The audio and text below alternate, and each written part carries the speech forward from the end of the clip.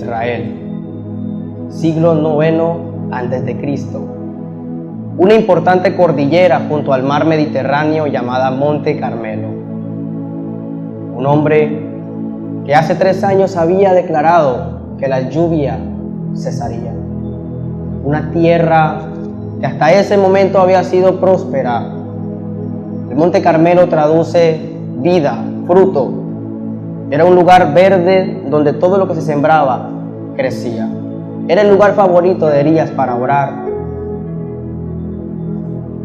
Pero los dioses ajenos, los reyes, habían provocado que el pueblo de Dios, el pueblo de Israel, se apartara de la presencia de su Dios. Habían llevado al pueblo a una idolatría, alejándolos de las promesas, alejándolos de la gloria de Dios. Muchas veces nuestros ojos se van tras cosas que son vanas. Muchas veces nuestra confianza en Dios varía, tambalea, a tal punto que un becerro se convierte en nuestra esperanza. Tanto nos puede enceguecer la incredulidad que no vemos que ese becerro al que adoramos nosotros mismos tenemos que cargarlo, o si no, no se mueve de allí. Yo le pregunto, si es un Dios todopoderoso para proveerme todo lo que yo necesito, ¿cómo es que yo tengo que empujarlo para que ande? ¿Cómo es posible que yo tenga que ayudarlo para que camine? Yo no puedo concebir en mi corazón que un Dios todopoderoso necesite de que yo lo empuje, de que yo lo cargue, de que yo lo lleve de un lugar a otro. Pero hasta ese punto llega la incredulidad del ser humano. La desconfianza en la palabra de Dios lleva al pueblo a creer que algo natural, que algo sencillo puede sacarlo de la situación en la que se encuentra. En ese siglo IX en el que vivió Elías, los reyes se habían encargado de hacer lo malo delante de Dios y habían desviado completamente al pueblo. Habían provocado que la idolatría llegara al corazón. Por completo dejaron a los que antes eran unos adoradores en espíritu y en verdad, convertido en una sequía, a tal punto que la ceguera espiritual de este pueblo no los llevaba a discernir el abismo de maldad en el que se habían sumergido. La ceguera espiritual no nos permite ver el charco en el que nos estamos ahogando. Por eso cuando Elías llega delante del rey Acab, hace algo maravilloso. Provoca que no haya lluvia. ¿Por qué? Tristemente para el ser humano, la falta de algo material le abre los ojos para que se dé cuenta de su consecuencia espiritual. Elías provocó sequía 3 años y medio sobre ese pueblo, sobre esa nación, provocando que el pueblo se diera cuenta que sin Dios no iban para ningún lado. Tenía Elías que provocar que los cultivos se secaran, que los animales comenzaran a morirse de sed, que el pueblo comenzara a padecer por la falta de agua, para que ellos vieran el poder de Dios, para que ellos se acordaran de Dios. Tristemente, hoy en día, Dios tiene que permitir que pase algo natural en nuestras vidas para que nos demos cuenta de la falencia sobrenatural. A veces Dios tiene que permitir que el arroyo se seque delante de nosotros para que entendamos que estamos apartándonos de su poder. Por eso no llovió. Elías no le faltó nada. No le faltó agua, no le faltó alimento, no le faltó vivienda. Porque cuando Dios quiere darle una lección a alguien, es un Dios justo. No perjudica a aquellos que son inocentes. Entonces podríamos discernir que los que estaban allí todos estaban graves, desde su rey hasta el último de los ciudadanos. Nunca pensó Acab que iba a perder el control de esa manera. Nunca pensó Jezabel que se le iban a meter al rancho y le iban a destruir todo su legado de idolatría. Porque los dioses de Jezabel eran los que su esposo Acab adoraba. Habían dejado de adorar a Dios, al Dios de Israel, al Dios temible y poderoso, y se fueron detrás de unos dioses que ni siquiera conocían. Y esos dioses no pudieron hacer que lloviera, y esos dioses no pudieron hacer que brotara alimento, y esos dioses no pudieron tomar el control cuando Elías dijo que no iba a llover. Y le voy a decir algo, iglesia, en esta mañana. Cuando usted va de la mano de Dios, usted decreta algo en su vida y el enemigo no puede tomar el control de eso. Si usted declara bendición sobre su familia, el enemigo no puede tomar el control de eso. Si usted declara bendición sobre sus finanzas, el enemigo no puede tomar el control de eso, porque la palabra de un hijo de Dios es tan poderosa que los demonios tiemblan. Solo la presencia de un hijo de Dios en un lugar hace que las rodillas de los demonios comiencen a postrarse. Pero esto solo sucede cuando usted camina de la mano del Creador, del que manda. ¿O cómo se siente usted más seguro? ¿Cuando va de la mano del vendedor de la empresa o cuando pasea de la mano del dueño de la empresa? ¿Cómo es el estatus que usted se da cuando usted camina hablando con el dueño de la empresa? Sus compañeros lo ven y usted se crece. Usted no camina, usted vuela por los pasillos de la empresa, porque va como con el dueño de la empresa. No es lo mismo cuando usted va con su compañero de trabajo. Usted camina como si nada, riéndose, molestando, con el tinto en la mano, pero cuando va con el dueño de la empresa, usted adquiere estatus. Usted se vuelve más educado.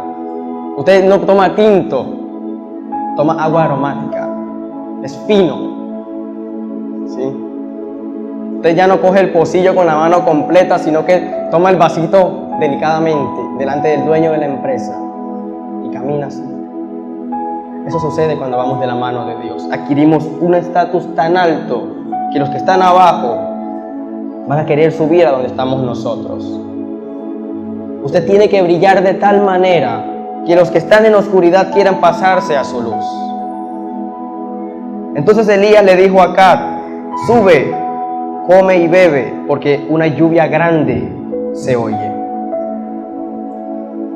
Aquí quiero que retrocedamos un poco en el capítulo 18 de los Reyes. ¿Por qué Elías con tanta seguridad le decía a Acab que una lluvia grande se oye? ¿A qué se refería Elías? No había nubes, no había señales de lluvia, no había ni siquiera aroma de tierra mojada. ¿Por qué Elías tenía tanta seguridad? Aquí hay una revelación muy grande. Si nos vamos unos versículos más arriba y nos centramos en lo que sucedió con los 450 profetas, versículo 38, entonces cayó fuego de Jehová y consumió el holocausto, la leña, las piedras y el polvo, y aún lamió el agua que estaba en la zanja. Tanto fue el poder de que descendió, consumió todo. O dígame si usted no ha intentado quemar la arena. No se puede, no se quema. Y aquí dice que se consumió. Las piedras, intente usted prenderle fuego a una piedra, le van a salir raíces intentando prenderla. Y dice aquí que se consumió. Intente usted consumir el agua. Y aquí dice que también el agua desapareció. En medio de tremenda sequía, viendo que 450 profetas que los habían guiado hacia una supuesta adoración de prosperidad no habían hecho nada, ante tal poder en un solo hombre, miren lo que sucedió. Versículo 39. Viéndolo todo el pueblo, ojo, se postraron y dijeron: Jehová es el Dios. Jehová es el Dios. Es el Dios. Por eso, versículos más adelante, Elías le dice a Acab: sube, come y bebe, porque una lluvia grande se oye. En el mismo instante en que el pueblo postró sus rodillas delante de Dios, en el mismo instante que reconocieron que el único que podía proveerles lluvia, que el único que podía salvarlos de donde se habían metido era Dios, dice Elías, escuchó que venía una lluvia grande. Cuando usted comienza a humillarse delante de Dios, la lluvia grande comienza a oírse. No había nubes en lo natural. No se necesitan nubes en lo natural. Porque ya sabía Elías que si uno cumple la palabra de Dios, las bendiciones comienzan a llegar. La lluvia temprana y la tardía comienza a caer sobre su vida. Si usted está cumpliendo la palabra de Dios, si usted está guiando su vida conforme a los parámetros establecidos por Dios, la lluvia va a comenzar a caer. Eso es una seguridad. Elías no tenía que esperar a que hubiera una nube para decirle al rey, vaya que va a llover. No, él sabía que el pueblo haber postrado su corazón era inmediatamente la señal de que la lluvia iba a descender sobre la tierra. La lluvia va a descender sobre la tierra de cada uno de ustedes y va a descender en abundancia. Usted no va a tener dónde meter las bendiciones. Pero aquí está la clave. El pueblo postró sus rodillas. El pueblo reconoció que Jehová es Dios. Lo reconoció. No le quedaba de otra. Los otros dioses habían quedado en ridículo. Así es el mundo. El mundo te quiere meter la idea, te la quiere vender cara, de que Él tiene el control de tus finanzas, de que Él tiene el control de tu familia, de que Él tiene el control de tus hijos. Esa es la idea que el mundo te quiere vender. Pero tal como los 450 profetas, se va a tener que quedar esperando cuando Él va a tener que mirar, observar que el fuego desciende es de tu lado y no del de Él. El mundo va a tener que ver cómo son tus finanzas las que se levantan y no las de Él, porque Él no tiene dioses de poder. Más grande es el que está con nosotros que el que está en el mundo. Mientras Él está perdiendo el tiempo yendo a la creación, nosotros vamos al Creador. Mientras Él quiere hacer maravillas con unas vasijas, nosotros vamos a donde el que hace las vasijas. Y las hace a nuestro gusto, nos las personaliza. ¿Cómo la quieres? ¿En la casa? ¿Cómo quieres el carro? ¿Cómo quieres el esposo o la esposa? La personaliza. El Hijo de Dios no se conforma con la vasija que estaba tirada allí hace mucho tiempo.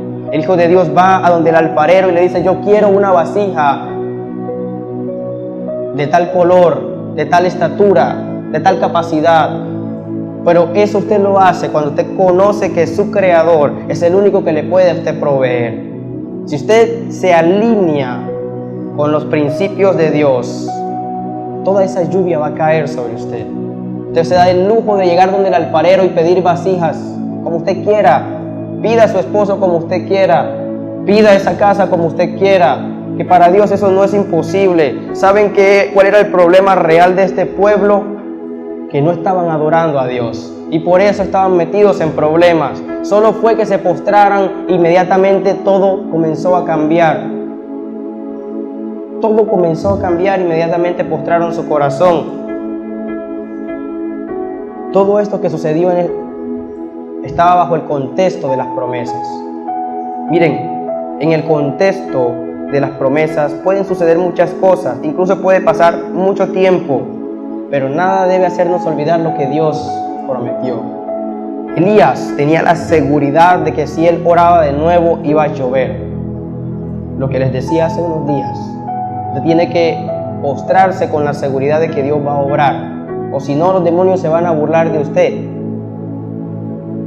Porque usted comienza pidiendo una casa de 2 pisos, con garaje, con un jardín grande, con un patio con kiosco y ubicada en un buen barrio. Así comienza usted su oración. Pero si su corazón no está seguro de lo que está pidiendo delante de Dios, ¿y quién es el que se lo va a proveer? Cuando usted quiere terminar la oración, ya está pidiendo un cuartico en un apartamento de un amigo, en un barrio normalito. Porque así es el corazón cuando no conoce el proveedor. Usted, si tiene la seguridad que su papá tiene dinero, usted le pide cosas que cuestan, porque usted sabe que su papá tiene. O dígame si un hijo a un papá que tiene mucho dinero le pide un carrito de 1,000 pesos, de 2,000 pesos. No lo hace. Ya le pide cosas grandes, un Xbox, una tablet, porque conoce a su papá. Conoce que su papá puede dárselo. Si usted conoce que Dios le puede dar lo que usted está pidiendo, usted va con seguridad. no se deja robar esa bendición. Si usted quiere una casa de 2 pisos, no deje de orar por la casa de 2 pisos. No permita que la incredulidad y los pensamientos de inferioridad le roben lo que usted está orando, porque dice la Biblia: determinarás una cosa y te será hecha. Si esa es la casa que usted quiere, así Dios se la va a proveer. Así Dios se la va a proveer.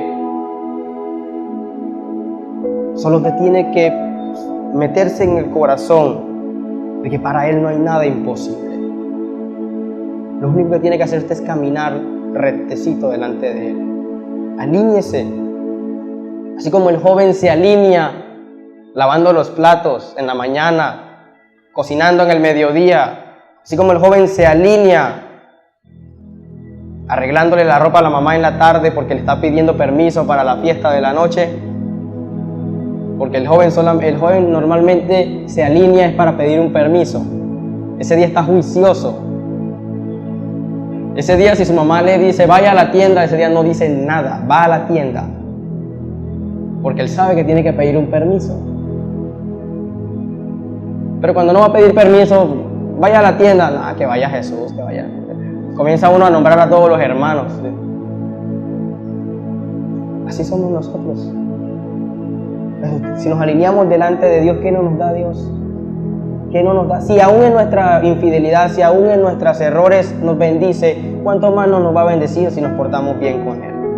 ¿Cuánto más no nos bendice si tomamos la decisión de poner en orden nuestra tierra? Porque lo que Elías hizo fue poner en orden la adoración de ese lugar. La puso en orden y la lluvia llegó.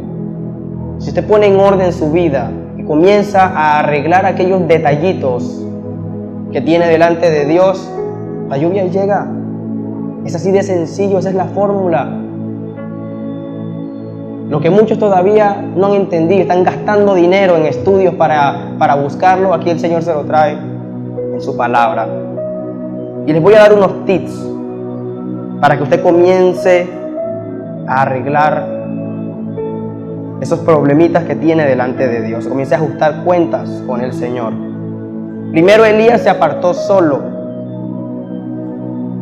Jesús enseña a orar y establece que debemos hacerlo cerrando nuestra puerta y elevando nuestra oración. Todos debemos tener un lugar secreto donde ir a hablar con Dios.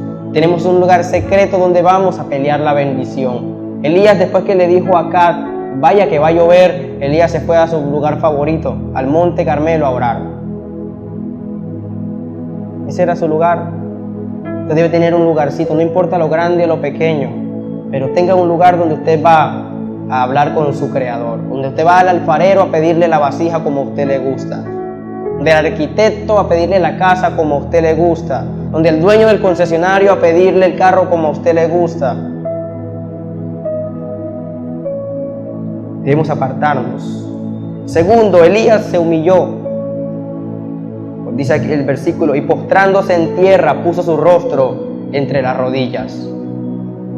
Elías reconoció el poder de Dios. Elías había lanzado una palabra de no lluvia, pero Elías en su corazón sabía que no era él sino Dios el que lo hacía. Por eso humildemente se postró. Tiene que reconocer que es Dios el que hace las cosas en su vida y que lejos de Él usted está en problemas. Si usted quiere diagnosticar la vida de una persona, pregúntele si camina con Dios. Si le dice que no, ya ahí está el problema más grande. Ni siquiera siga investigando, porque ya a partir de allí todo está mal. Todo está mal. Porque si el cimiento no es Dios, créanme que esa casa se le va a venir al piso. O sea, de nada sirve invertirle más dinero a la casa si no arregla el cimiento. Es muy fácil diagnosticar la vida de una persona así. Si no está caminando con Dios, ya está mal. Ya lo que construyó de ahí en adelante está grave. Porque lo que provoca una buena construcción son buenos cimientos. Si la persona está alineada con los propósitos de Dios, créame que su edificio va a ser envidiable en la ciudad. Debemos buscar a Dios de rodillas, con un corazón humilde, porque ello trae la respuesta. Miren lo que dice Primera de Pedro 5:6. Humillaos pues bajo la poderosa mano de Dios, para que Él os exalte a su debido tiempo. Humillaos. Tercero, Elías fue específico. Nosotros debemos ser específicos en la oración. Y dijo a su criado, sube ahora y mira hacia el mar.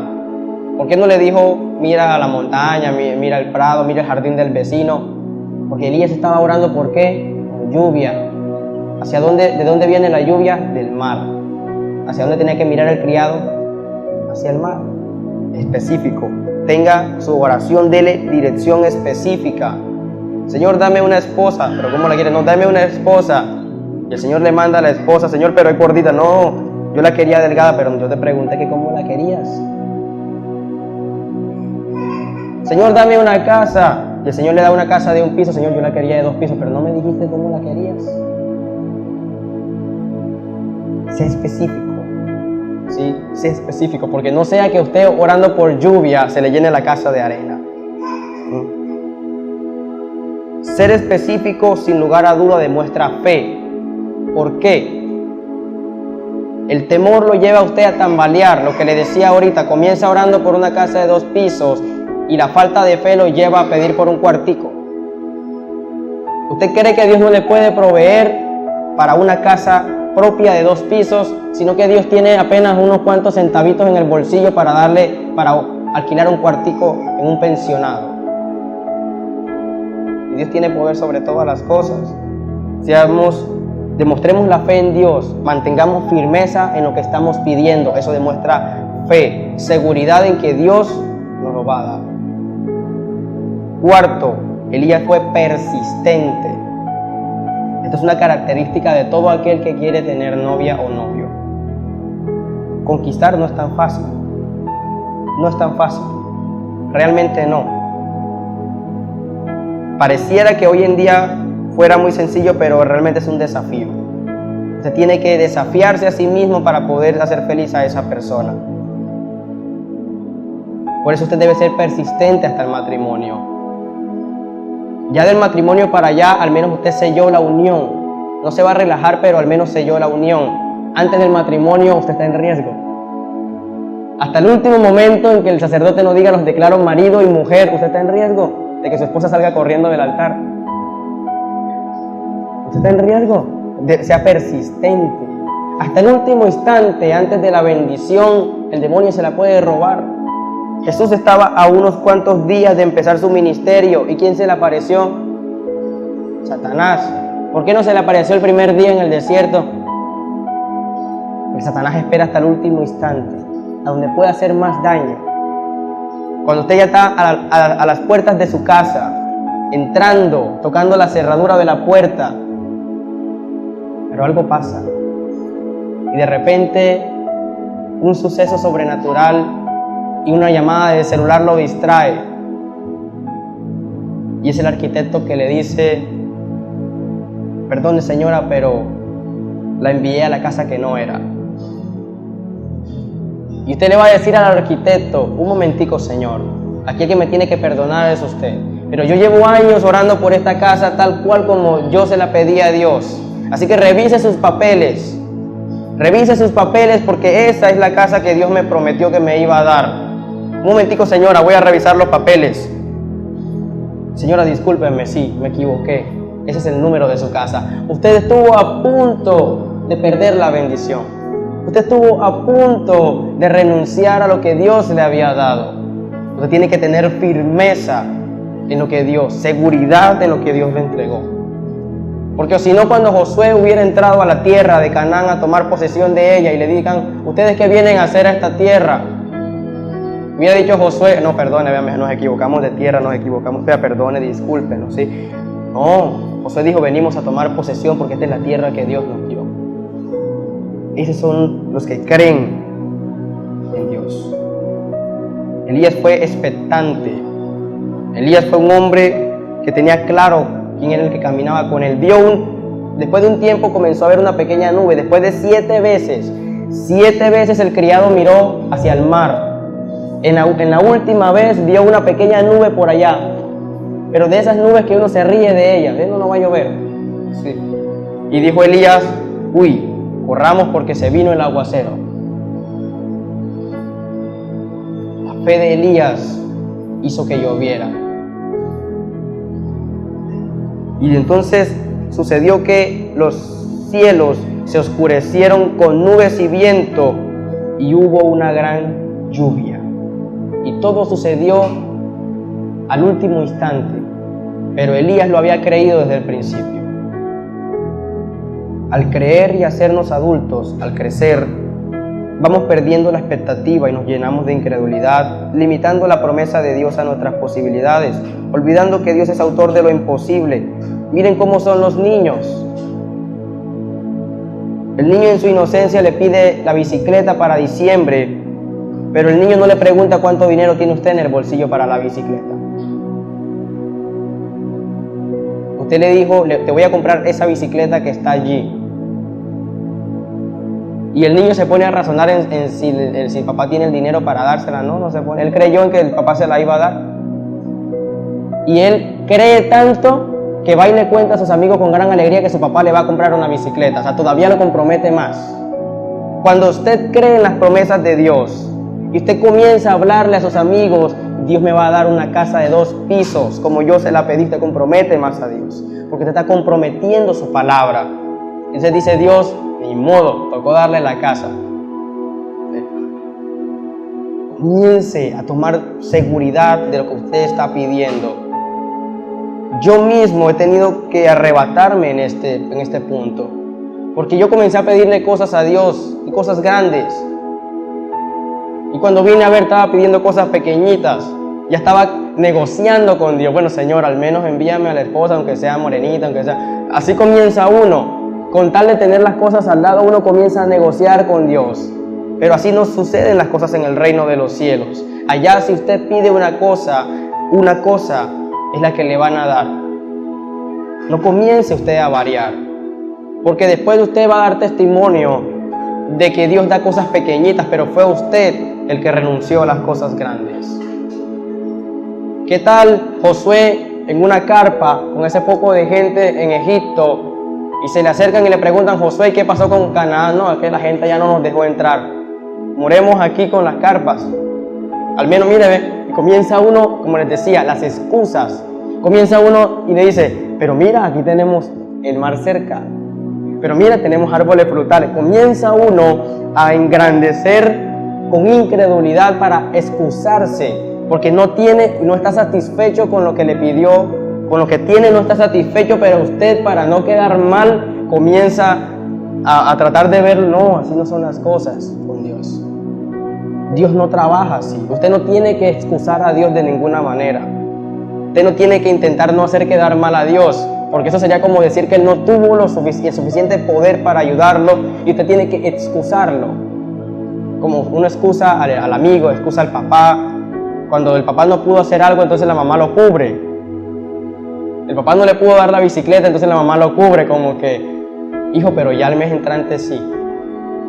Usted no tiene que cubrirle las espaldas a Dios. Tenemos un Dios todopoderoso, nada le queda grande. Entonces no comience a cubrir las espaldas al Señor.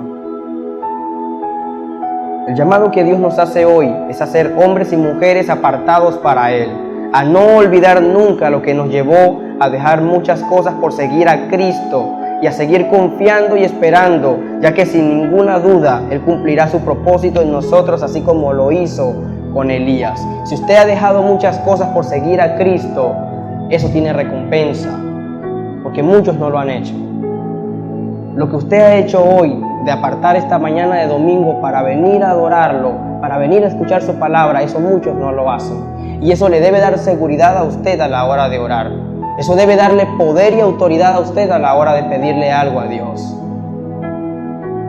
Y yo les compartía el domingo pasado, les decía, el temor a pedir nos impide ver la bendición, porque aún cumpliendo las promesas, aún cumpliendo los mandamientos, pedimos con temor, como si Dios tuviese la tarjeta de crédito limitada, quedándose sin cupo. Nosotros vamos a pedirle a Dios, acabamos de salir de un servicio poderoso en la iglesia, glorioso, y vamos a pedirle a Dios temblando como si a Dios se le hubiese acabado el efectivo en el bolsillo. Ya no pedimos por la camioneta 4x4, sino ya estamos pidiendo un Renault 4. Señores, Al menos el vecino está vendiendo un Renault 4, 500,000 pesos, Señor. Provéeme 500,000 pesos para comprarle el Renault al vecino. No, pero te va a decir Dios allá arriba, y la camioneta 4x4 ya yo te la aparté en el concesionario. ¿Tú qué vas a hacer en un Renault 4? Sin ofender, ¿no? Ese carro es muy bueno. Pero si te dice Dios, si me pediste esa casa, si me pediste esa esposa y ya yo me tomé el trabajo de ir y apartarla, ¿por qué vas a cambiar a última hora la bendición? Yo te invito, iglesia, a que oremos. Vamos a formatear nuestra mente de esas excusas. No tenemos que cubrir las espaldas a Dios. Hoy no vamos a decirle, Señor, yo no te voy a cubrir las espaldas. Yo voy a hablar de la casa que me vas a dar. Yo voy a hablar del carro que me vas a dar. Y te voy a comprometer. Y te voy a comprometer. Dígale así al Señor en oración. Te voy a comprometer, así que yo no sé cómo vas a hacer, pero la casa como te la pedí. Porque le voy a hablar a mis amigos de esa casa. Le voy a hablar a mis amigos de esa provisión. Eres Dios eterno, solo tú eres bueno, Dios incomparable, eres tú. Nunca me separaré de tu gran amor, eres mi Señor, mi Salvador.